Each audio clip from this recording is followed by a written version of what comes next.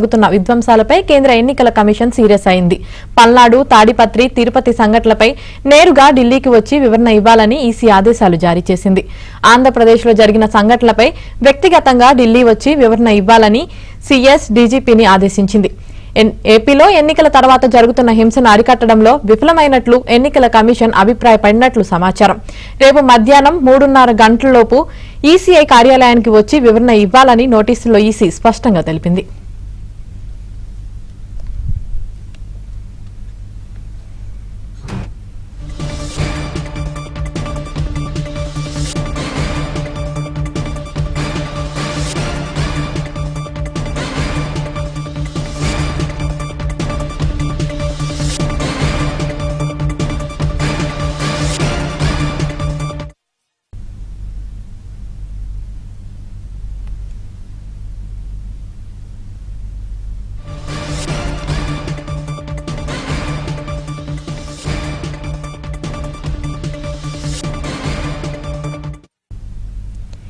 ఏపీలో ఎన్నికల తర్వాత జరుగుతున్న విధ్వంసాలపై కేంద్ర ఎన్నికల కమిషన్ సీరియస్ అయింది.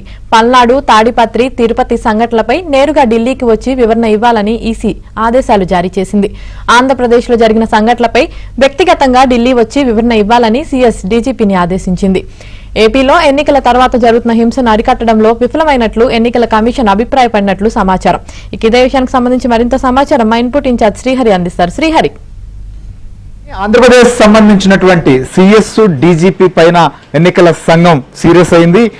ముఖ్యంగా ఏదైతే గత 2-3 రోజుల నుంచి జరుగుతున్నటువంటి సంఘటనల నేపథ్యంలో ఎలక్షన్ కమిషన్ కూడా ఈ విషయాన్ని సీరియస్ గా తీసుకున్నటువంటి పరిస్థితి. పోలింగ్ తర్వాత ఇలాంటి హింసాత్మక సంఘటనలు జరిగే అవకాశాలు ఉన్నాయని తెలిసినప్పటికీ ఎందుకు ముందస్తు జాగ్రత్తలు తీసుకోలేదు?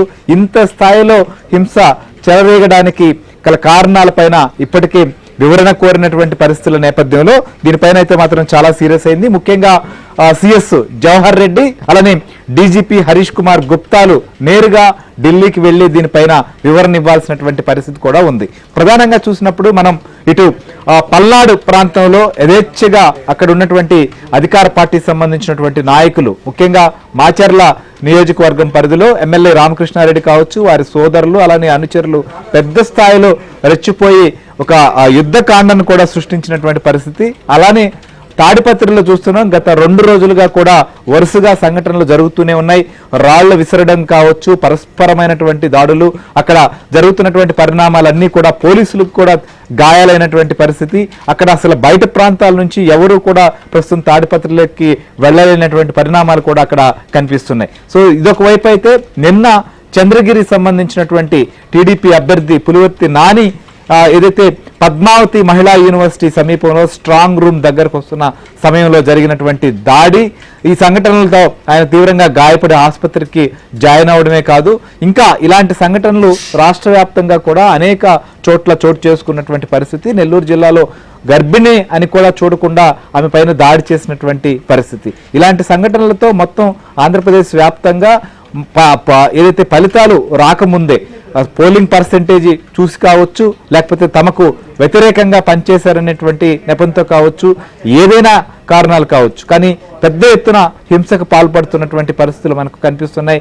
దీంతో తీవ్ర స్థాయిలో అక్కడ ఉన్నటువంటి పరిస్థితులను కూడా పరిగణలోకి తీసుకుంది ఎలక్షన్ కమిషన్. ఎందుకు అసలుకి దీనిపైన కంట్రోల్ చేయలేకపోతున్నారనేటువంటి అంశంలో ఎలక్షన్ కమిషన్ అయితే మాత్రం ఆగ్రహం వ్యక్తం చేస్తున్నటువంటి పరిస్థితి చాలా స్పష్టంగా కనిపిస్తోంది. నిన్న రాత్రి నుంచి కొన్ని ప్రాంతాలకు ప్రత్యేక బలగాలను పంపించి అక్కడ పరిస్థితిని అదుపు చేసే ప్రయత్నం చేస్తున్నప్పటికీ జరగాల్సినటువంటి నష్టం ఇంకా కూడా చాలా చోట్ల బిక్కుబిక్కుమనేటువంటి పరిస్థితులు.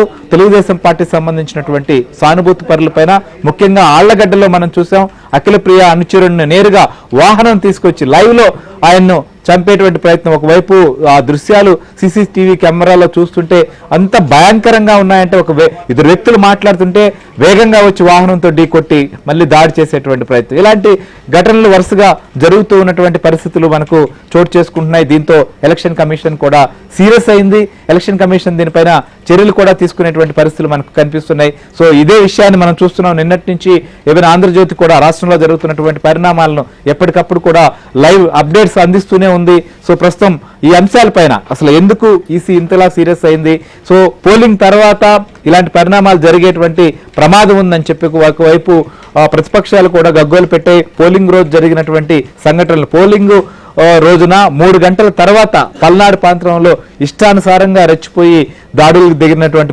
పరిస్థితులు పరిణామాలు కూడా మనం